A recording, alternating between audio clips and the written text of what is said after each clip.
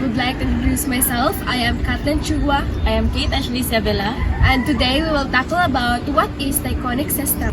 So, Kat, what is Tychonic system? Tychonic system scheme for the structure of the solar system put forward in 1583 by the Danish astronomer Tycho Brahe. He retained from the ancient Ptolemaic system the idea of Earth as a fixed century of the universe around which the sun and moon revolve.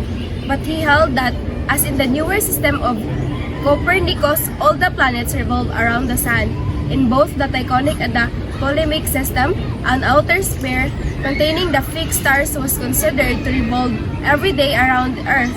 The Tychonic theory explains the observed variation of phase of Venus, for which the Ptolemaic system had no explanation.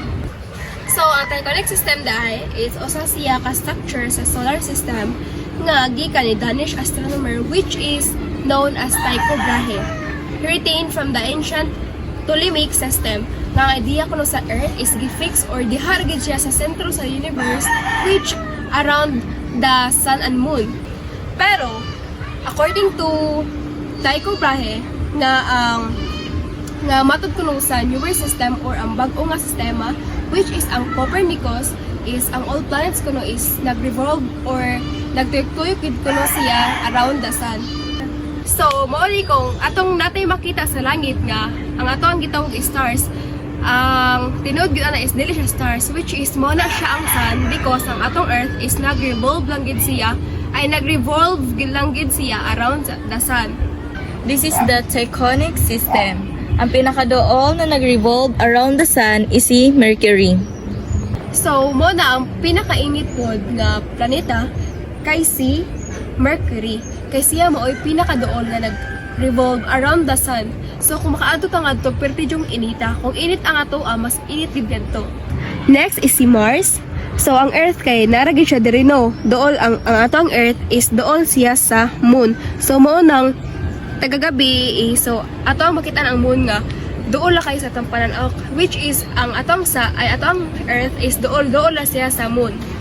So mo na ang naay ubang planet like Jupiter, Saturn kung makaadto ta ngadto is di na ka siya tanto nga init jud kayo. It's because na siya kanang pagkalayo na gamay sa sa sun. Located as an alternative to the Ptolemaic geocentric system, a geoheliocentric system, or known as the Tychonic system, which he developed in the late 1570s. In such a system, the sun, moon, and stars circle a central Earth, while the 5 planets orbit the sun. The essential difference between the heavens, including the planets, and the Earth remained. Motion stayed in the ethereal heavens, immobility stayed with the heavy sluggish Earth.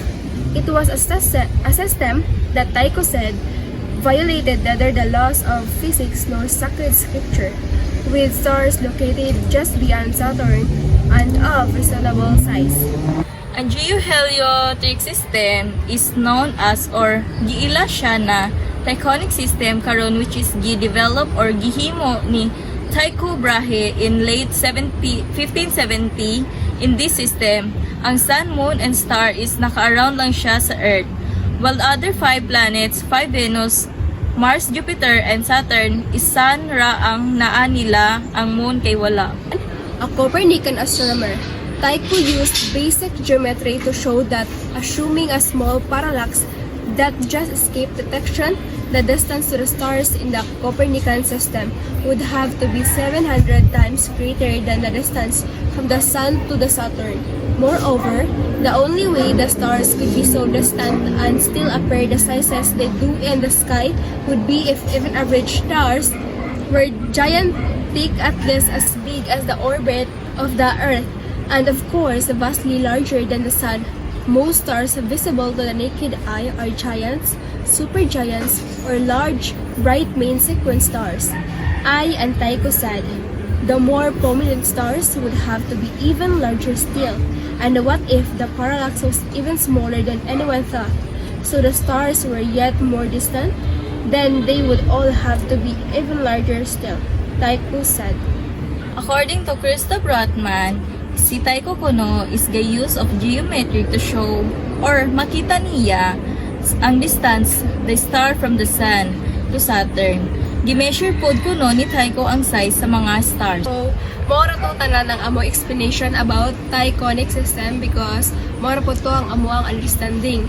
So, diri na lang pod tama ng amo reporting and bye-bye! Thank you, everyone!